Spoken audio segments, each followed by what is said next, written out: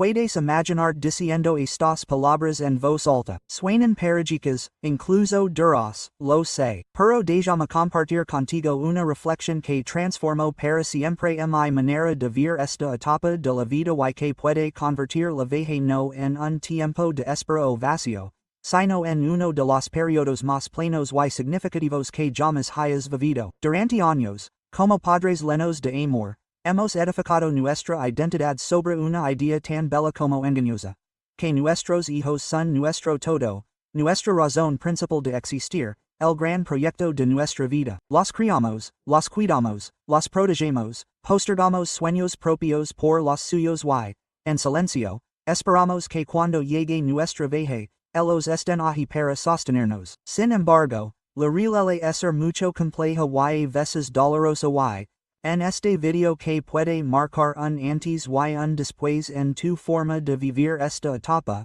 vamos a desmontar esa ilusión de raíz, no para herirte, sino para devolver algo mucho más valioso, tu libertad. Si tienes más de 50 años y sientes que algo no está bien en tu relación con tus hijos, si notas que ellos eligen sus propias vidas, sus propios problemas y quedas segundo plano, entonces necesitas escuchar cada palabra de lo que voy a compartir con no vayas porque en los próximos minutos descubrirás los 5 pilares fundamentales que te permitirán construir una vejez no solo digna sino verdaderamente feliz y independiente. Y si esto te resuena, por favor, suscribid a Conocimiento de Vida y dame un me gusta porque juntos vamos a explorar territorio que muy pocos se atreven a abordar. Primer pilar, la liberación del apego tóxico. Escúchame bien. Durante años creer padre o buena madre significaba sacrificarlo todo por tus hijos,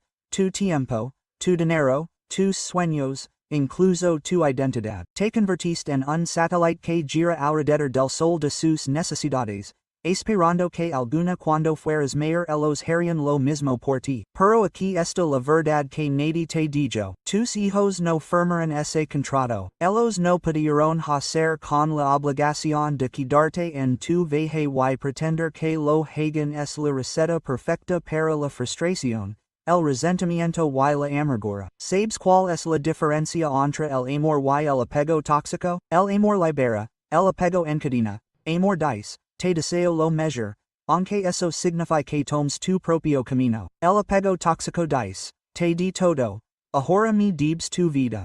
Sin darse cuenta, con en la trampa del chanto emocional. Phrases como, después de todo lo que hice por ti, me matando de la tristeza o si me amas, harías esto por mí no son expresiones de amor, son grilletes invisibles que asfixian la relación.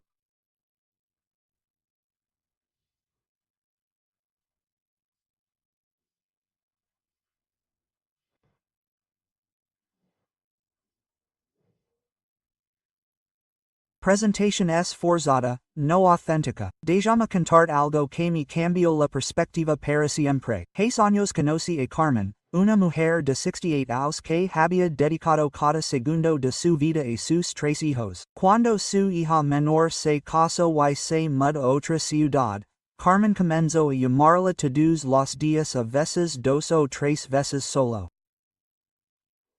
Decía, pero en realidad lo que estaba diciendo era no puedo vivir sin saber que me necesitas. Al principio la contestaba por educación paramata se volvenza corta, un la dio. Nato. Carmen se devastada trap deo lo que sacrific por teléfono. ¿Sabes paso después? Durante 6 meses, apenas hablaron. Carmen se deprimió tanto que dejó de salir de casa. Fue entonces cuando una amiga le dijo algo brutal pero necesario. Carmen, no amando a tu hija, la consumiendo.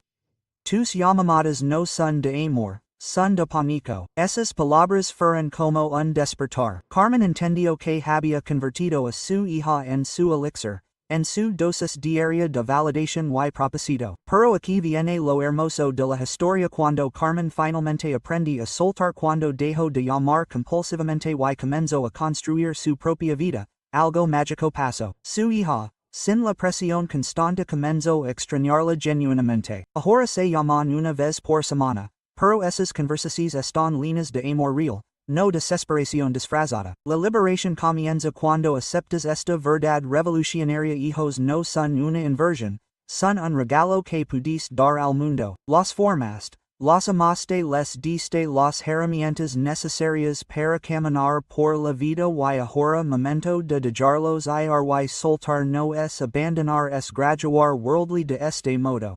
Si un maestro mantuviera a sus alumnos encerrados en el aula para siempre porque los necesitamos, buen maestro. Claro que no. Un verdadero maestro siente orgullo cuando sus alumnos no dependen de él, cuando son de volar por mismos.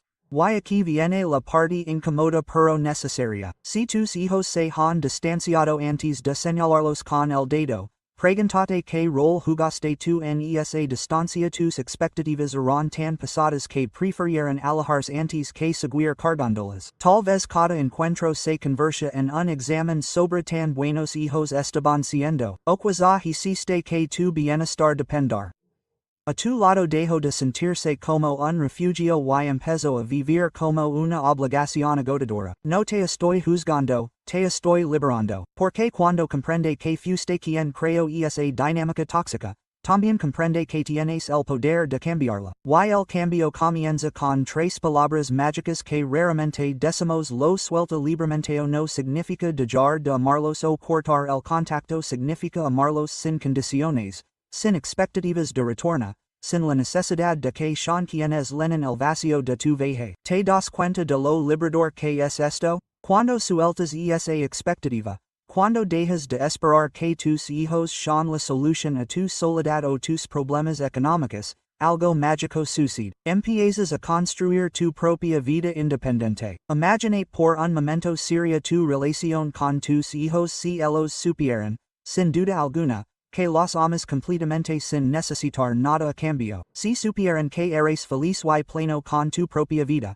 que su presencia es un regalo, no una obligación, ¿crees que se alejarían de alguien así? Por supuesto que no se acercarían más, porque finalmente podrían hacerlo desde amor, no desde la culpa. Y paradójicamente cuando dejas de necesitarlos desesperadamente, ellos suelen acercarse más porque sienten que pueden hacerlo libremente sin presión. Y ser obligado a asistir. El primero genera emoción, el segundo genera resistencia, pero cuidado, no sueltes con la expectativa de regresar. Esa sería una manipulación disfrazada. Suelta porque es lo correcto, porque es lo que el amor verdadero es. Suelta porque quieres que sean libres, no paques que regresen. Y si regresan será auténtico. Si no regresan, habrá lo correcto de todas formas. Segundo pilar: reconstruir tu identidad personal. Aterroriza a las personas mayores. Rol de padre o madre. Durante tu identidad estuvo tan fusionada con tu rol de padre o madre que olvidaste quién eres antes de tener hijos, y mucho más importante, quién poder ser ahora. Te voy a hacer una pregunta incómoda. ¿Cuándo fue la última vez que hiciste algo solo para ti, sin pensar en tus hijos, en tu familia, en las expectativas de otros? Si tardas en responder o si la respuesta es no recuerdo, entonces estás viviendo una vida prestada, no la tuya propia. Muchas personas experimentan lo que los psicólogos llaman síndrome del nido vacío. Los hijos se van y de repente te encuentras frente a un pregunte: ¿quién soy sin ellos? Pero aquí está el cambio de perspectiva que lo cambia todo. Crisis no es una tragedia, es una oportunidad de oro, es la oportunidad de redescubrirte, de reconectar con partes de ti que habmente años.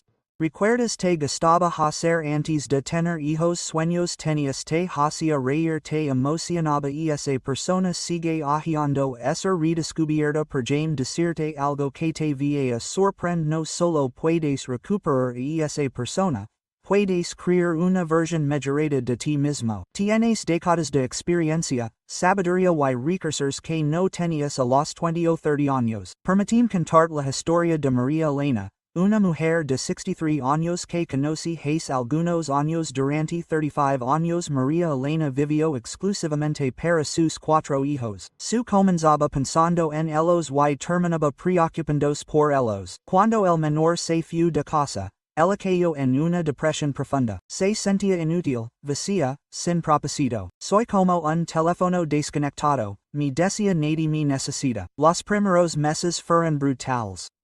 María Elena se levantaba sin razón cocina para una persona después de haber cocinado para se durante veía la televisión sin realmente verla que cada vez menos.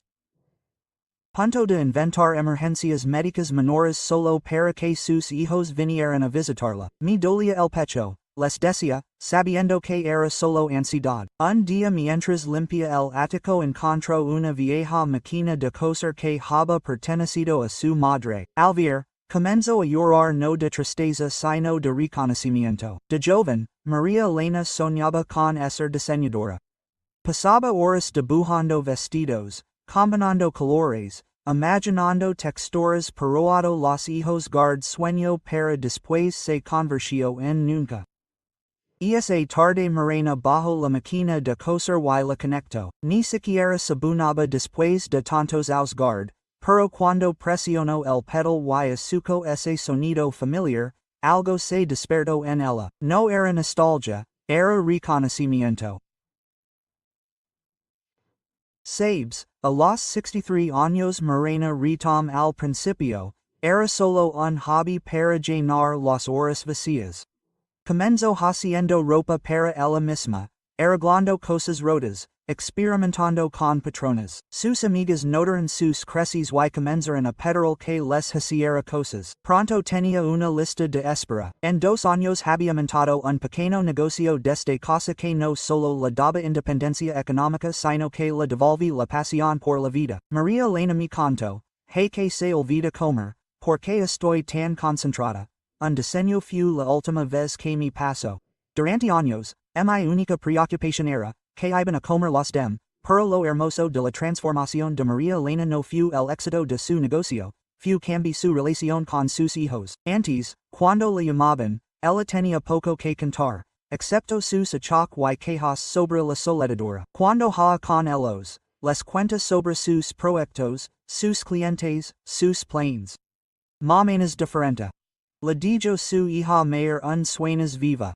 Hoy a los 68 años María Elena me dice, los mejores de mi vida comenzaron cuando dejé de esperar que mis hijos llenaran mi vacío y comencé a llenarlo yo misma. Me doy cuenta de que durante décadas fui como un vampiro emocional alimentaria de mis hijos porque había olvidado generar la mía propia. La historia de María Elena no es única, he visto cientos de transformaciones similares.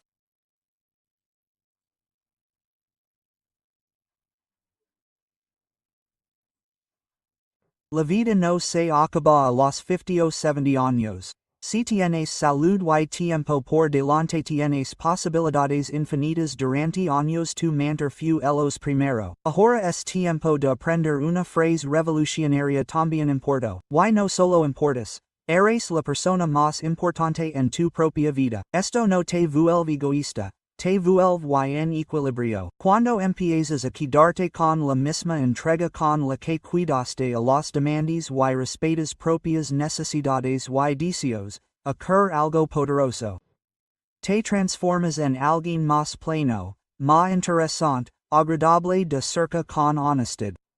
Con quien resulta más grato compartir tiempo, con alguien que se lamenta constantemente por el vacío de su vida y por que no la llama o con alguien entusiasmado por lo que hace, con proyectos propios, con historias que inspiran, con una energía que contagia sentido y vitalidad. La respuesta es evidente y aquí aparece una paradoja hermosa. Cuando dejas de necesitar con urgencia la atención y el afecto de tus hijos porque tu vida está llena, y tiene significado por sí misma, muchas veces ellos se acercan más, no porque lo reclams, sino porque ahora eres una presencia atractiva, alguien con que compartir, no alguien que demanda ser sostenido. Ahora bien, seamos sinceros. reencontrarte contigo mismo en esta etapa de la vida asusta es normal sentir vértigo ante la idea de empezar algo nuevo. Surgen preguntas como y si fracaso, y si se burlan de mí, y si descubro que no soy bueno en nada. Esos temores son comprensibles humanos,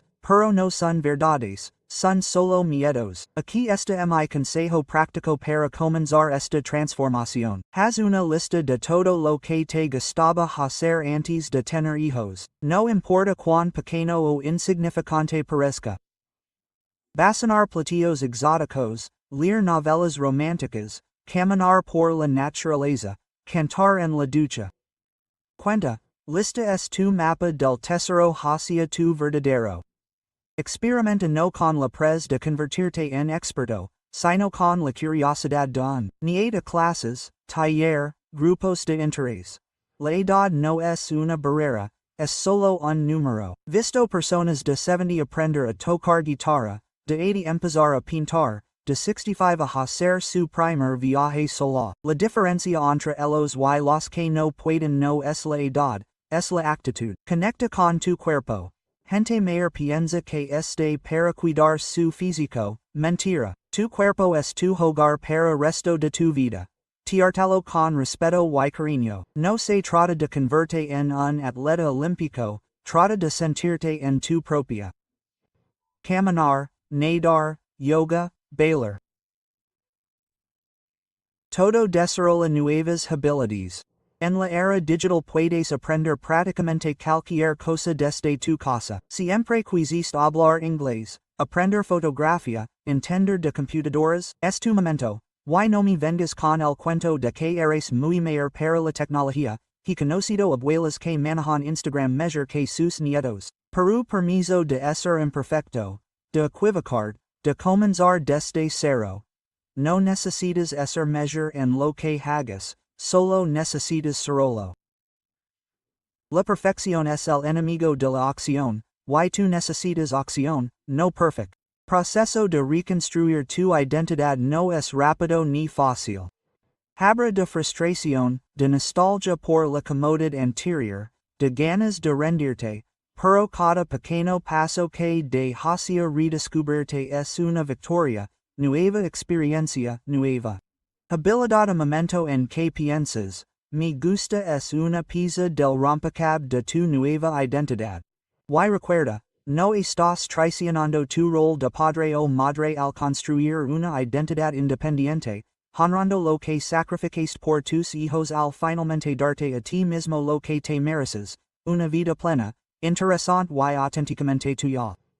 Tercer pilar: construir una red de apoyo independiente. Uno de los errores más graves que cometen muchos padres es concentrar todas sus necesidades emocionales y sociales en sus hijos. Es como construir una casa sobre una sola columna. Funciona mientras la columna fuerte, pero si se tambalea todo se derrumba. Amigos verdaderos tienes no conocidos, no vecinos con los que intercambias saludos. Amigos reales, personas con los que puedes compartir tus preocupaciones, tus alegrías, tus miedos. Si la respuesta es pocos o ninguno, entonces estás en una situación de riesgo emocional altísimo. Existe un mito muy dañino que dice que en la vejez es difícil hacer nuevos amigos.